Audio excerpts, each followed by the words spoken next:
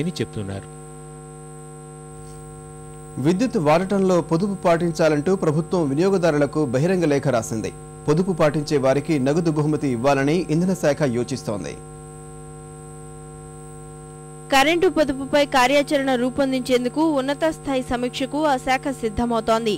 విద్యుత్ పొదుపును వినియోగదారులంతా పాటించాలని విజ్ఞప్తి చేస్తూ ఇంధన శాఖ సమన్వయ విభాగం సభ్య కార్యదర్శి బహిరంగ లేఖ రాశారు. ఇందులో రాష్ట్రంలో నెలకొన్న విద్యుత్ సమస్య, తీవ్ర వర్షాభావ పరిస్థితుల్ని ప్రస్తావించారు.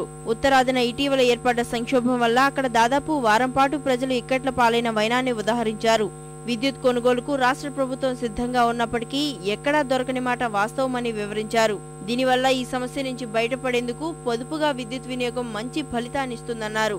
రాష్ట్రంలో ఏటా 10,000 మిలియన్ యూనిట్ల విద్యుత్ ఆదాకు ఆస్కారం ఉన్నట్లు అధ్యయనంలో తేలిందని ప్రకటించింది. విద్యుత్ పొదుపునకు కొన్ని సూచనలను జారీ చేశారు. సాధ్యమైనంత వరకు సహజ సిద్ధమైన గాలి వెలుతురుతోనే పనులు చక్కబెట్టాలి. ట్యూబ్లైట్ల స్థానంలో సిఎఫ్ఎల్ బల్బులను వినియోగించాలి. విద్యుత్ కుక్కర్ కంటే గ్యాస్ స్టవ్ పైనే వంట చేసుకోవాలి. ఏసీలు, ఫ్యాన్ల వాడకం గణనీయంగా తగ్గించుకోవాలి. స్టార్ రేటెడ్ ఉన్న విద్యుత్ ఉపకరణాలను వినియోగించాలి.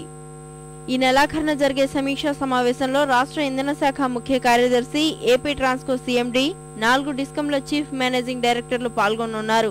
వచ్చే ఏడాది మే వరకు 1300 మెగావాట్ల అదనపు విద్యుత్ కొనుగోళ్లకు ఒప్పందం కుదిరిందని ఆ శాఖ తెలిపింది. విద్యుత్ పొదుపు సామాజిక బాధ్యత అనే నినాదంతో పొదుపు కార్యాచరణను ఇంధన శాఖ రూపొందిస్తోంది.